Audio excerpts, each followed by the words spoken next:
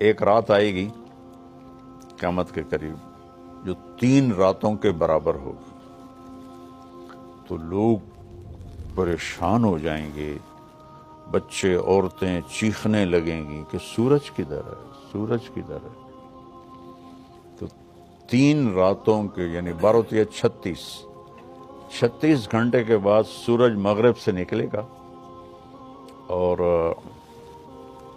سرخ پیلا تھوڑا سا اوپر جائے گا اور پھر غروب ہو جائے گا۔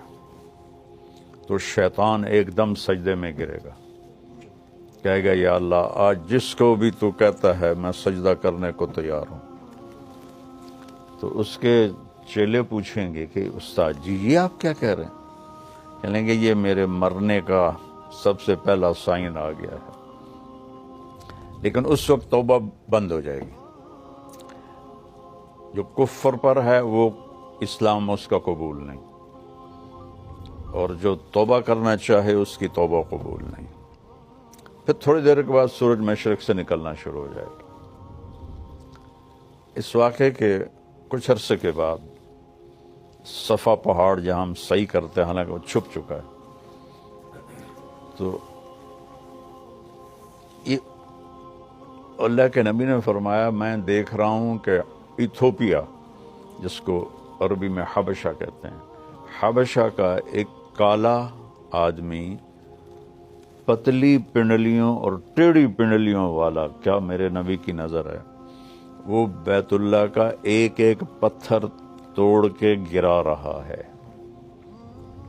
پہلے یہ ہوگا، جب بیت اللہ ٹوٹے گا تو پھر یہ اتنے بڑے بڑے ٹاور کون اور کیسے توڑے گا، یہ تو اللہ کو پتا ہے، لیکن انہوں نے فلیٹ ہو جانا ہے۔